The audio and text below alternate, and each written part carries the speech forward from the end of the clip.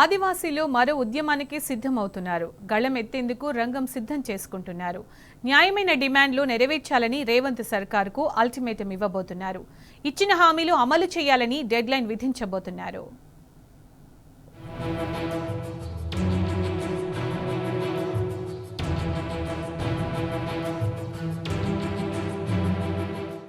రాష్ట్రంలో కాంగ్రెస్ సర్కారు ఏర్పడి ఏడాది అయింది.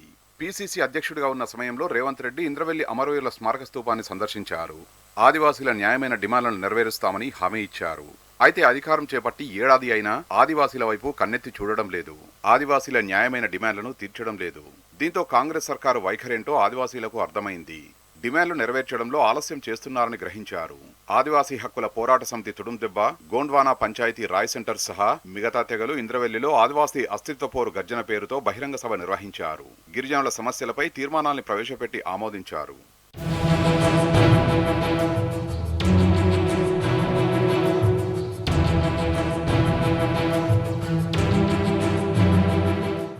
ఏజెన్సీలో విద్య, ఉద్యోగ, ఉపాధి అవకాశాలను 9 తెగల ఆదివాసీలతో మాత్రమే భర్తీ చేయాలని ఆదివాసీలు కోరుతున్నారు. నాన్ ఏజెన్సీ ప్రాంతంలో ఆదివాసీ గ్రామాలను ఏజెన్సీ గ్రామాలుగా గుర్తించాలంటున్నారు.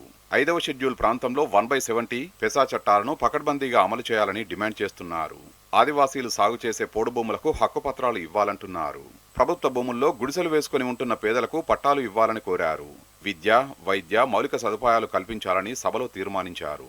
సమస్య పరిష్కరించకుంటే మరో పోరాటానికి సిద్ధమవుతామని హెచ్చరించారు. చట్టబద్ధత లేనటువంటి లంబాడాలను ఎస్టీ హోదాను రద్దు చేయాలి. జైనూర్ మండల కేంద్రంలో 70 తర్వాత ఎవరైతే వలస వచ్చినటువంటి మైనార్టీస్ ఉన్నారో వాళ్ళను అక్కడ నుండి ఏజెన్సీ చట్టాలకు అనుగుణంగా తరలించాలి. అదేవిధంగా 3వది మెస్రాం నీలాబాయి కుటుంబానికి తెలంగాణ రాష్ట్ర ప్రభుత్వం ఆదుకుంటూ ఏవైతే జైనూర్ కానీ అస్నాపూర్ కానీ తెలంగాణ రాష్ట్రం వ్యాప్తంగా ఆదివాసీలపై పెట్టినటువంటి అన్ని అక్రమ కేసులన్నింటినీ కూడా ఎత్తివేయాలి. 4వది ఏజెన్సీ ప్రాంతాల్లో 100% విద్య, ఉద్యోగ, ఉపాధి అవకాశాలన్నీ కూడా 9 తెగలకు సంబంధించిన ఆదివాసీలకే కల్పించాలి. అదేవిధంగా 5వది ఏజెన్సీ ప్రాంతంలో 100% స్థానిక సంస్థల ఎన్నికల్లో 100% ఆదివాసీ తెగలకే అవకాశాలు కల్పించాలని. 6వది నాన్ ఏజెన్సీ గ్రామాలను ఏజెన్సీ గ్రామాలుగా గుర్తించాలని. 5వ షెడ్యూల్ ప్రాంతంలో ఇప్పటికే ఉన్నటువంటి చట్టాలు ఏవైతే ఉన్నాయో 170 కావచ్చు పీసా చట్టాలను పకడ్బందీగా అమలు చేయాలి. 8వది ఆదివాసులు సాగు చేసుకుంటున్నటువంటి పోడు భూములకు అన్ని పోడు భూములకు హక్కుపత్రాలు మంజూరు చేసి ఆదివాసులను ఆదుకోవాలి. 9వది తెలంగాణ రాష్ట్ర వ్యాప్తంగా ముఖ్యంగా ఉమ్మడి ఆదిలాబాద్ జిల్లాలో ఉన్నటువంటి జిల్లా కేంద్రాలు, మండల కేంద్రాలు, ప్రభుత్వ భూములలో ఆదివాసీలు ఇంటి స్థలాలు వేసుకొని నివసిస్తున్నారు కాబట్టి వాళ్ళకు వెంటనే పట్టాలిచ్చి నీళ్లు, కరెంటు, విద్య, వైద్య సౌకర్యాలు కల్పించాలని 9 డిమాండ్లతో కూడుకున్నటువంటి ఈ యొక్క తీర్మానాన్ని ప్రవేశపెట్టడం జరిగింది. లంబాడాలను ఎస్టీ జాబితా నుంచి తొలగించాలని ఆదివాసీలు ప్రధానంగా డిమాండ్ చేస్తున్నారు. 1976లో లంబాడీలను అక్రమంగా ఎస్టీల్లో కలిపారని ఆరోపిస్తున్నారు. దాంతో ఆదివాసీలకు విద్యా ఉద్యోగాల్లో తీవ్ర నష్టం జరుగుతుందని వివరించారు. లంబాడీలు మహారాష్ట్రలో బీసీలుగా ఉన్నారని గుర్తు చేశారు. ఛత్తీస్గఢ్లో ఎస్సీ, రాజస్థాన్లో ఓసీలుగా ఉన్నారని తెలిపారు. 1976లో లంబాడీలను ఎస్టీ కేటగిరీలో చేర్చి అన్యాయం చేశారని గుర్తు చేశారు. ప్రస్తుతం కాంగ్రెస్ పార్టీ అధికారంలో ఉందని చేసిన తప్పును సరిదిద్దుకోవాలని డిమాండ్ చేశారు. లంబాడీలు ఎస్టీలు కాదనే ప్రధాన డిమాండ్తో ఇవాళ 9 అనుసంధాన డిమాండ్లను ఇక్కడ పెట్టడం జరిగింది. దాంట్లో ప్రధానంగా గత 10 సంవత్సరాలుగా 1976లో లంబాడీలు అక్రమంగా ఎస్టీ జాబితాలో కలపడం జరిగింది. దాని ద్వారా ఆదివాసులు విద్య, ఉద్యోగ, ఉపాధి, రాజకీయ రంగాలలో తీవ్రంగా నష్టపోతున్నారు. మహారాష్ట్ర బీసీ, ఛత్తీస్గఢ్ ఎస్సీ, రాజస్థాన్ ఓసీగా ఉన్న లంబాడీలు అసంఖ్యాకంగా ఇవాళ తెలంగాణలోకి వచ్చి సుమారు 50 లక్షలు పైబడి ఉన్నారు.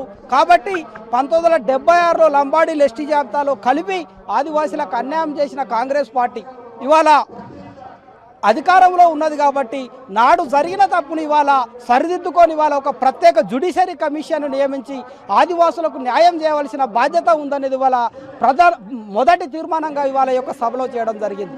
షెడ్యూల్డ్ ప్రాంతంలో ఇవాళ ఇదంతా కూడా 5వ షెడ్యూల్ భూభాగం. ఈ భూభాగంలో షెడ్యూల్ ప్రాంతంలో ఈ ప్రాంతంలో ఉన్న ఉద్యోగాలని 29 శాఖలకు ఆదివాసులకు ఇవ్వవలసిన బాధ్యత ఉండే.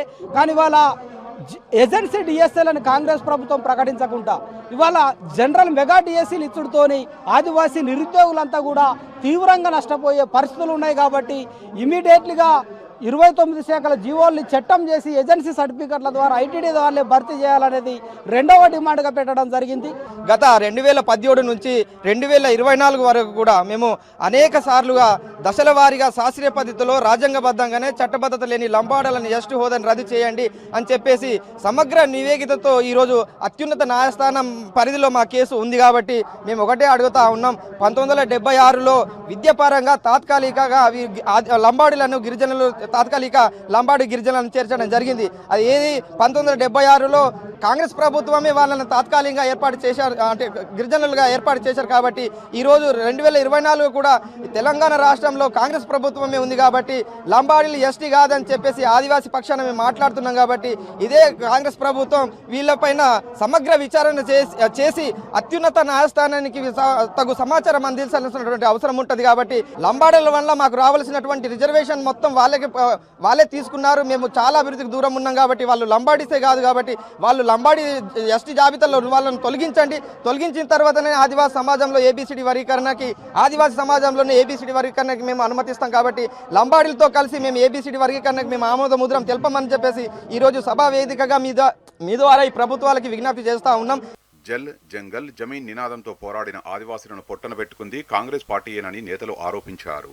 ప్రాణాలు కోల్పోయిన కుటుంబాలకు అండగా ఉంటామని కాంగ్రెస్ హామీ ఇచ్చిందని గుర్తు చేశారు.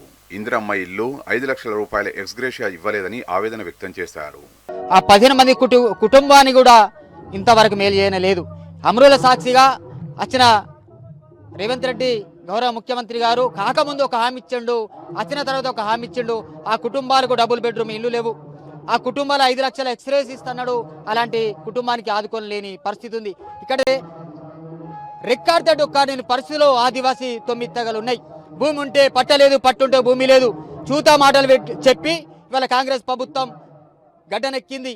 అదే పోయిన ప్రభుత్వం కొంత ఆదివాసులకు కొంత మేలు చేయడం జరిగింది. కానీ ఇక్కడ మీరు 9 గ్యారంటీలు ఏమంటున్నారో ఆ 9 గ్యారంటీలలో మీరు మీ గుండె మీద చేసుకొని మీ దగ్గర బడ్జెట్ లేదు కానీ జూటా మాటలు చెప్పి ఇవాళ స్థానిక ఎలక్షన్స్ వస్తున్నాయి కనుకనే మీరు ఒక పెద్ద గేమ్ ఆడుతున్నారు.